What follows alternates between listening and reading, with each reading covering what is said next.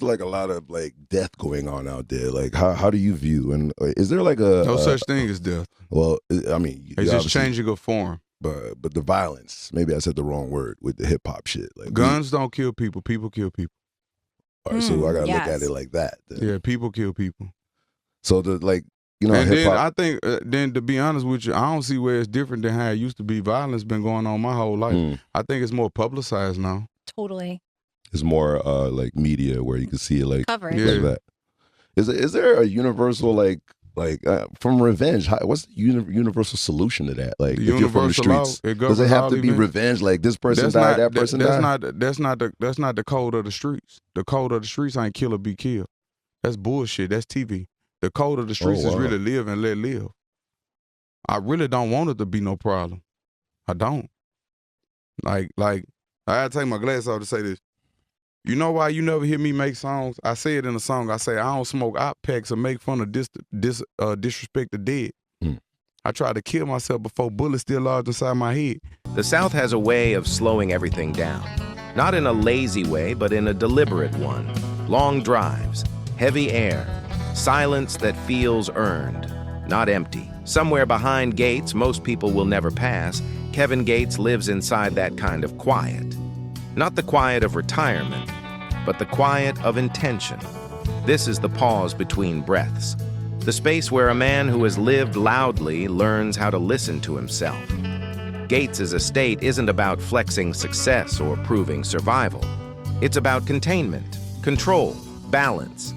The same voice that once spilled pain into microphones now chooses when to speak and when to sit with stillness. To understand why his home feels more like a sanctuary than a showpiece, you have to understand the life that demanded peace as a necessity, not a luxury. Kevin Gates's story begins in Baton Rouge, a city that doesn't romanticize struggle. It teaches it. From an early age, instability shaped his world. An absent father, financial pressure, streets that didn't forgive mistakes twice. By his teens, trouble was already part of his story, and confinement became a recurring chapter instead of a warning. But Gates was never empty-headed. Even as chaos surrounded him, curiosity pulled him inward. He became obsessed with understanding people, behavior, trauma, motivation. Music wasn't just an outlet. It was a diagnostic tool, a way to analyze pain instead of running from it. In small studios across Louisiana, he recorded verses that felt more like confessions than performances. His voice carried weight because it came from lived experience, not imagination. When incarceration interrupted his early momentum, it didn't erase his direction. It intensified it. Prison forced stillness. Stillness forced reflection. And reflection reshaped him. When Gates re-entered the world, his approach was sharper and more intentional. Early projects began circulating with a raw honesty that separated him from peers chasing trends. He wasn't interested in sounding polished. He wanted to sound true. Industry attention followed, including brief exposure to larger platforms that gave him a glimpse behind the curtain. Instead of chasing validation, he studied the system. That knowledge led to independence. The launch of Breadwinners Association wasn't just a business move. It was a declaration of self-governance. Projects like the Luca Brasi story and Stranger Than Fiction resonated because they spoke directly to people carrying invisible weight. Gates didn't sell aspiration. He sold recognition. Even as legal issues resurfaced and interruptions returned, he continued creating. Music was released from confinement. Momentum refused to die. Then Islah arrived, named after his daughter, and everything widened. The album blended melody with introspection and placed him firmly in the mainstream without sanding down his edges. From there, his catalog deepened rather than softened. Each release added perspective instead of noise. His career didn't explode and fade. It expanded inward.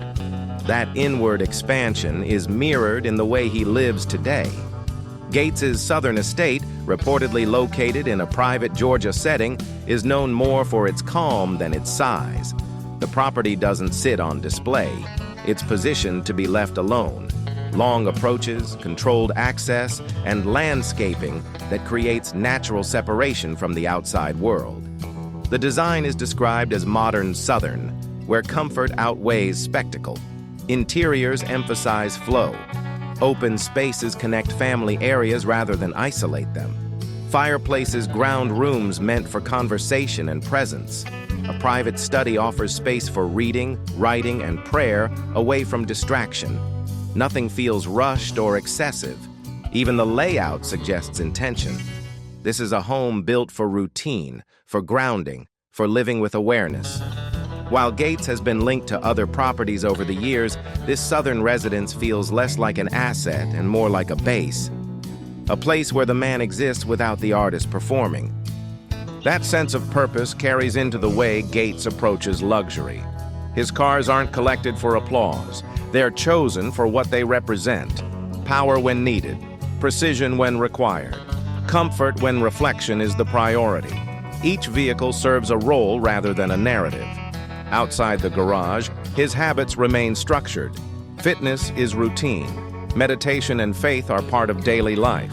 Studio work happens on his terms, not on demand. Business decisions are filtered through independence, with Breadwinners Association giving him control over distribution, branding, and long-term strategy.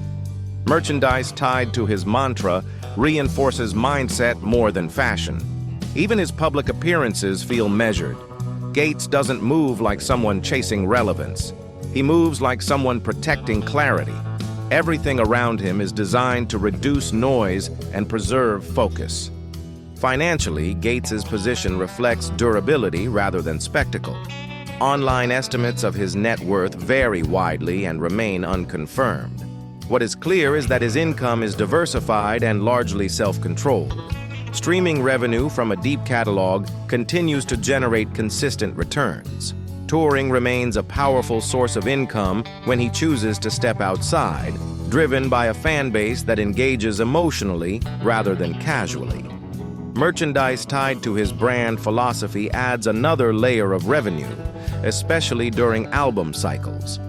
Ownership through his label allows him to retain a larger share of profits than artists bound to traditional structures.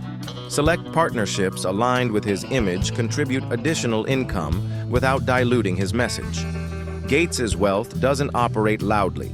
It functions as insulation, a way to maintain independence, protect family, and avoid compromises that cost peace.